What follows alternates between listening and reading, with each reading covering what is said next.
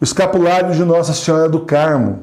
No século XI, um grupo de homens dispostos a seguir Jesus Cristo se reuniu no Monte Carmelo, na Terra Santa. Lá eles construíram uma capela em honra de Nossa Senhora.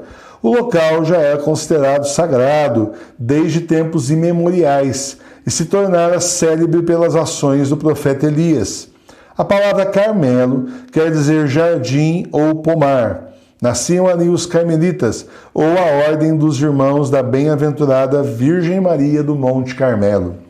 Tempos depois, expulsos do Monte Carmelo pelos muçulmanos, os carmelitas se mudaram para a Europa, onde passaram por grandes dificuldades. Os frades carmelitas encontravam forte resistência de outras ordens religiosas para a sua inserção.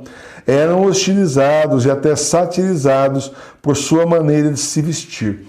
Tem também um outro detalhe, eles tinham uma espiritualidade muito grande, o povo acorria até eles, o povo ia atrás dos carmelitas, quando viu, escutou e começou a ir atrás dos carmelitas. Isso gerou muito ciúme dos padres, que aqueles padres que tinham espiritualidade fraca, a gente já naquela época, hein?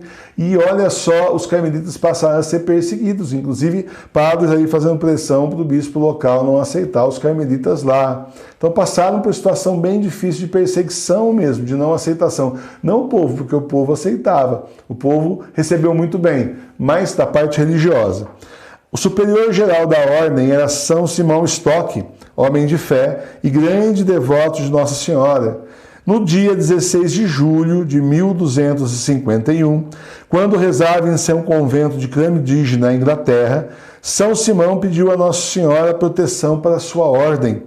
Teve então a visão em que Nossa Senhora lhe entregava o escapulário, e ela disse assim, ela fez a seguinte promessa: recebe, filho amado, este escapulário, todo que com ele morrer não padecerá a perdição no fogo eterno. Ele é sinal de salvação, defesa nos perigos, aliança de paz e pacto sempre eterno. Então olha só que bonita a promessa que Nossa Senhora fez para quem estiver sempre com o escapulário e morrer com ele. Não padecerá a perdição no fogo do inferno, ou seja, não vai para o inferno. Ele é sinal, o escapulário, é sinal de salvação, defesa nos perigos, aliança de paz e pacto sempre eterno. Então, é proteção para essa vida e para a próxima também, né? O escapulário era o avental usado pelos monges durante o trabalho para não sujar a túnica. Colocado sobre as escápulas, os ombros, é uma peça do hábito que ainda hoje todo carmelita usa.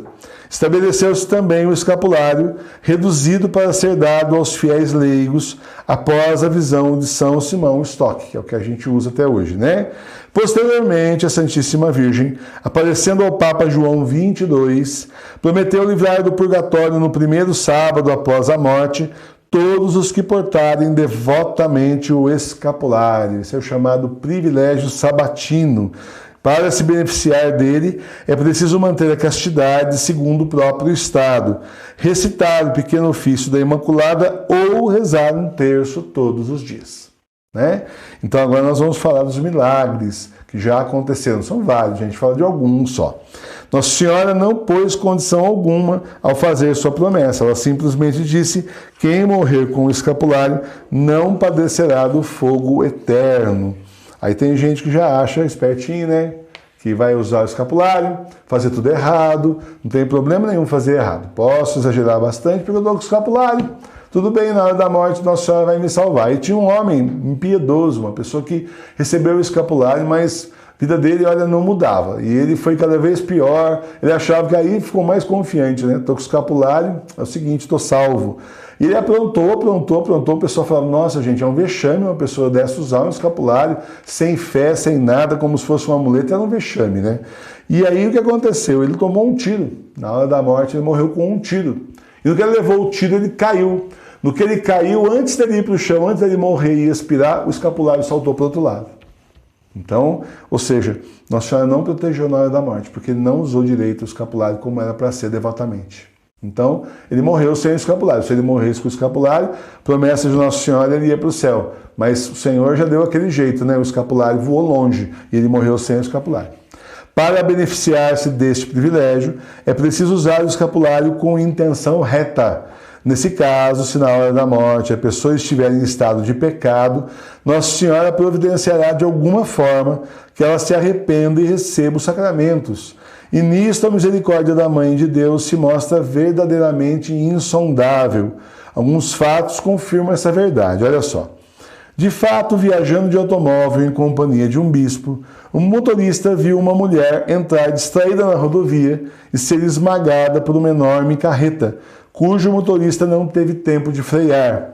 O bispo mandou parar o automóvel, desceu apressadamente, deu a absolvição sacramental e ministrou a unção dos enfermos à mulher agonizante. Depois ele comentou comovido: ela estava com o escapulário do Carmo. Certamente foi Nossa Senhora que providenciou que um bispo estivesse passando por aqui justo neste momento. Dom Marcos Barbosa, na sua obra O Escapulário de Nossa Senhora do Carmo, conta um fato que se passou na Inglaterra. Na hora da morte, um cavaleiro conhecido por sua grande impiedade, em vez de pedir a Deus perdão de seus pecados, blasfemava dizendo: quero o inferno e o diabo. Os presentes horrorizados chamaram São Simão Stock, o qual tomou o escapulário e estendeu-o sobre o blasfemador. Imediatamente ele se arrependeu e pediu os sacramentos antes de morrer.